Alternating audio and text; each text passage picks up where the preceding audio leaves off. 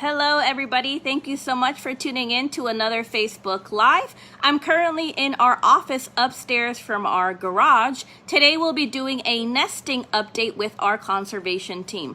My name is Rachel. I'm an environmental educator at Sea Turtle Inc. Sea Turtle Inc. is a nonprofit organization and sea turtle hospital in South Padre Island, Texas.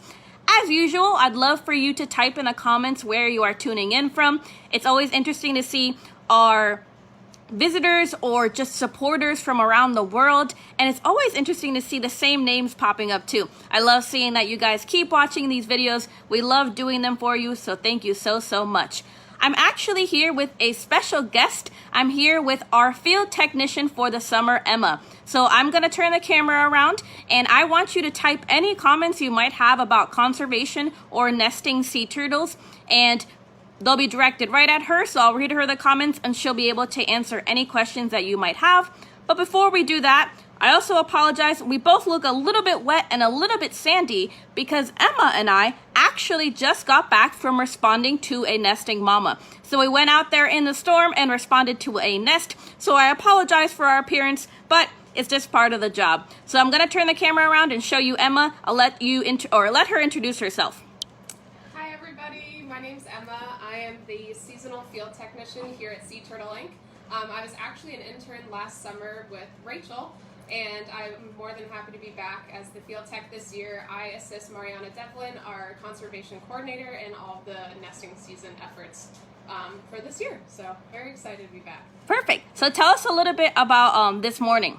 So today I am the responder for the conservation team. So we have ATV patrollers that go out and patrol on our beaches. So we had an ATV patroller that was out and saw a nesting female. So I'm here at the office and I got a text that we had a nesting female at mile 10 here on South Padre. So I called Rachel and we hopped in the truck. So while we're waiting, sorry, a little dry. So our ATV patroller, he's waiting with the mama while Rachel and I are driving out. And so what we do on our ATV patrols is we look for tracks in the sand for these Kemp's Ridleys that come up to lay on the beach. So often it's very hard to see these turtles. They're the smallest species of sea turtles, so we're often looking for their tracks. That's the best indicator that they're up on the beach. So Rachel and I, we get to mile 10 where our ATV patroller is, and luckily we got there just in time. She was still on the beach. So she was actually just done digging and laying her nest, so she was about to head back to the beach or to the ocean. So what we did is we hopped in and we started to work up the mama. So when we work up a mama, what we're doing is taking data on her. So typically the ideal opportunity would be that we get there when she's laying, because Kemp's and all sea turtles, when they start to lay, they go into a trance-like state. And so, they're super focused. It takes a lot of energy to lay these nests. So that's when we can go in and work up the turtle, collect data, and it's the least disturbing to them. So what we did is while she was returning to the water, we checked her for tags. We applied 2 different types of tags to these nesting females. They have Microchip Pit Tags that we apply into their front flipper. They're similar to what we use on cats and dogs. So right here, I can show you guys. And this mama, she actually already had a pit tag, so you can see right here. We also checked that they have metal flipper tags, like these.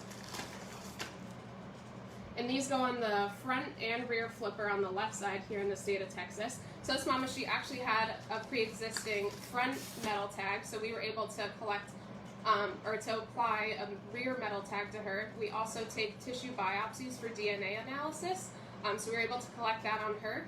And then once we were done collecting all of our data on that mama, we want to make sure she gets back to the water safely. And once she's back in the water safely, we actually go in and dig the nest back up. We relocate all of our nests here with Sea Turtle Inc. We do this because there are a lot of threats to these nests out on the beaches. Here in the state of Texas, we are allowed to drive on our beaches, so human impacts, predators out on the beach, things from ants to coyotes like to get in and dig up these nests and get at the eggs, and also tidal inundation. So the beach gets very narrow at points, and these mamas, when they come up, they crawl and make their way typically to the fore dunes, and once they hit those dunes, they start to dig. So they lay their nest right there, and unfortunately with the beach getting narrow at times, the waves and the tides can come right up and wash those nests out. So what we did, once the mama was back in the water, we dug up the nest and we will be burying it into our protected corral here on the island. Awesome. Thank you so much for the information. What other things do you have over here, if you could show us? Yeah, so I've collected some things from our turtle packs.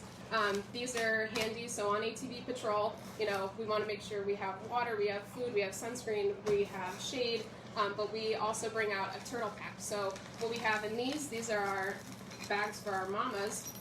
So in each bag we have iodine swabs and we also have alcohol spray.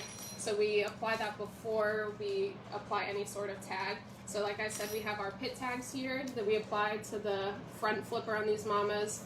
We have 2 metal tags, so in case she needs a front and rear flipper.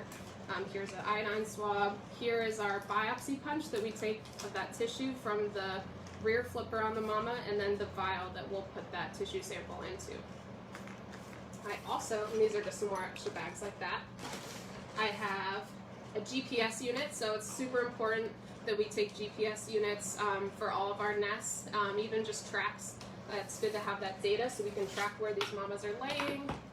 I have a pit tag scanner, so this is the device we use to scan our handy dandy pit tags that we apply. So if I read it, and it'll show us a number just like that. So that's the first thing we do when we come up to the mama, super important. And here I have our device that we use to apply our metal flipper tag. So you'll see there's some notches in here. All you do is line it up, just like that. Sometimes it's a little easier than others, but the tag will usually fit perfectly just in there. We also have a measuring tape so we can take carapace measurements of the mama. We take curved measurements, so with this measuring tape, and we also have a set of calipers that we'll take straight carapace measurements with. It's important, you know, if we have females returning on the beach, it's great to see if she's growing, and just to take the most data we can on those mamas. We have a stringer that if we're lucky enough to be there when the female is present, we'll plop this in while she's laying, so it's easy for the responders. We don't always get out there when the mama's still present, so it's easy for us to locate the egg chamber. Then I have some alcohol spray, and then this is what we screw our pit tag into, so our applicator for those pit tags. Very cool. Mm-hmm. So could you give us some updates on the nesting season, how many nests we have, what the clutch sizes are, the smallest and largest? So as of this morning, we're up to 37 nests. We've just had the 1 nest today, but our largest nesting day, we've had 10 nests laid. Our smallest clutch of the season is at 22 eggs, and our largest was at 123. Typically, Kemp's, their clutches are around 100 eggs. In our hatchery, if the clutch is at 100 eggs or more, we actually split the eggs into 2 chambers, and that way it helps with better heat and gas distribution for those nests. It's super important when the hatchlings are ready, you know, that they're all hatching at once. They frenzy, and it's better. There's a better chance of them all surviving if they're all hatching at once. Very cool. Could you walk us through a typical day for you as a responder on a nesting day? Yeah, so like I said, the responders were here at the facility. We're on call for ATV and walking patrollers. We monitor South Padre Island all the way up to the Mansfield Cut that separates North Padre Island and here on South Padre, and we also patrol on Boca. So we're waiting for our responders, whichever beach they're on. So we'll get a text from our patrollers because service is pretty bad out there.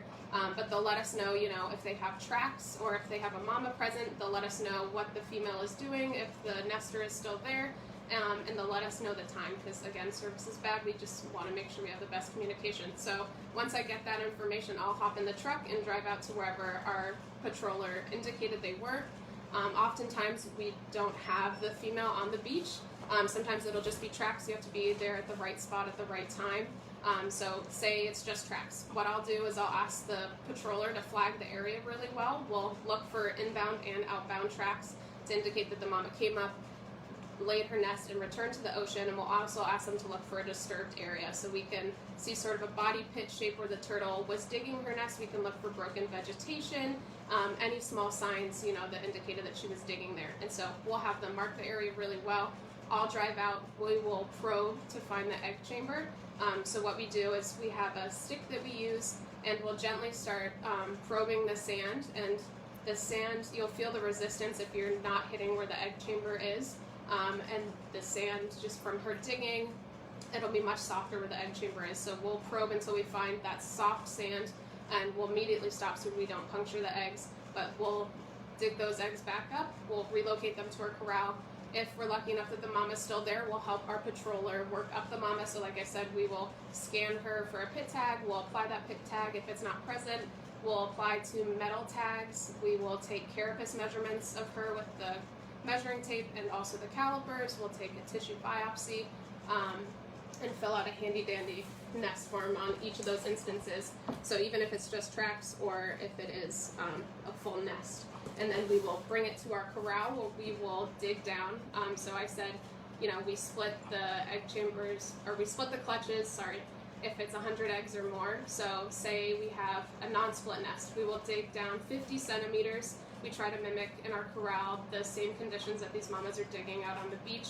We want to have the highest success that we can in our hatchery, so we will dig our egg chambers to the same parameters that these mamas are digging out on the beach. So we'll dig down 50 centimeters, and sea turtles, they dig their nests in a bulb sort of shape. So we'll recreate that bulb in the sand for the egg chamber, and we will place the eggs in. We place data loggers into these nests. I was looking to see if we have one, and we don't.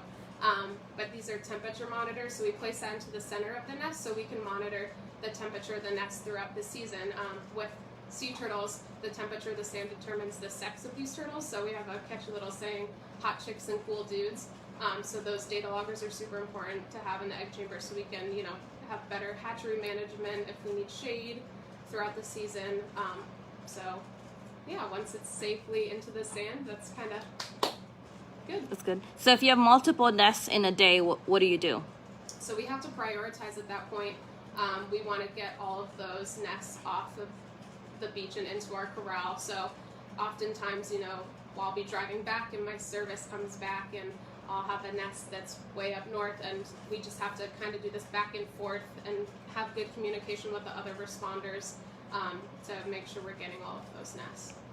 Excellent. So someone asked if they've ever tried to change the law to make it illegal to drive on the beach. I do not think so. I think we just kind of respond to the law, and I think you would agree, Emma, by patrolling. I think it would be a really, really difficult thing to change just because in Texas, that area is considered open road, so people are free to drive. So we try to educate the public and, you know, make sure that we are doing a great job of protecting these nests and these turtles and hoping in response to that law. If anybody has any more questions, we'd love to hear them so Emma can answer it for you. My dad is asking about hot chicks and cool dudes. Yeah, so as Emma said, that's just a saying we have for the temperature. So warmer temperatures will yield females, and then colder temperatures will yield male sea turtles. Yeah, is there anybody you'd like to say hello to? I like to say hi to my family. I'm from Maine, so I'm far from home here on South Padre. So hi, Mom and Dad and Kate, if you're watching. I love you guys, and I miss you a lot. Perfect.